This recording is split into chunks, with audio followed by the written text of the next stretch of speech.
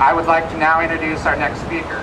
He is a man that has a complicated job and must make difficult decisions on a daily basis. I can't imagine a time in office when he has pleased every citizen of Seattle with his actions on a single issue. But in the last 8 years, he has proven that he is a friend of the Seattle Public Library. Ladies and gentlemen, please welcome Mayor Greg Nickel. Okay, thank you so much for that gracious introduction. And I want to tell you what an honor it is to be standing with you here this morning. I think that there's a lot to be said for the idea of leading by example. And earlier this year, I signed a check over to the city that represented the cost of living increase that I was entitled to as other city employees were. Because I was going to ask my city department heads and the people in the mayor's office to do the same, and also to take a furlough for many of the employees. And you have led by example as well, by saying that this is a very difficult economic time, and we do not want our fellow employees to be out there unemployed during this time, and we would rather all take a little bit of pain rather than have any one of us out there in this very difficult time. And I want to tell you how important a statement that is. And I think that that's reflected by the fact that in the last couple of weeks, 14 of your fellow collective bargaining units have voted to do the same thing in 2011.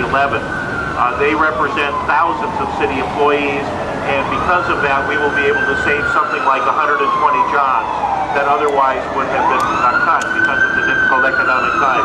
So you've made a big difference in our community.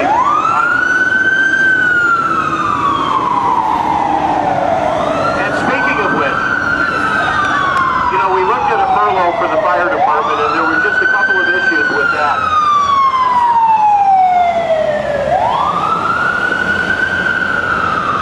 But the firefighters, Local 27, agreed to take a pay freeze as an alternative to a furlough. So they're going to be out there 24/7 making sure that our city is safe, but they also are going to participate and to share that pain with the rest of us. So you have really led by example.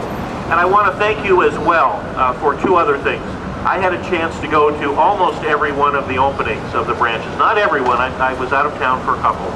But in every neighborhood that we have a branch library, there were hundreds of people lined up wanting to come back and enjoy their renovated library or their brand new library.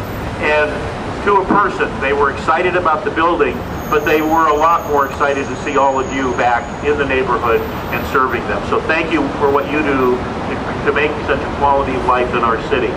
And then finally, today you've decided to make a statement.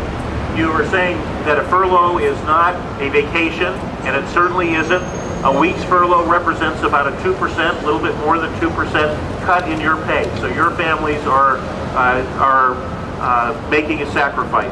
But you also said, we're going to give back to this community that has supported the library so well. We're going to volunteer our time today for various community events. And that says something, I think, incredibly important as well, particularly in these tough times when we all need to come together and create that strong sense of community. So thank you. God bless you. We're better prepared for this recession than we were back in 02 and 03. We put together a rainy day fund. What we didn't have was a monsoon fund. So we're going to make it through these tough times, and in part, that pain will be less because of your generosity of spirit. Thank you.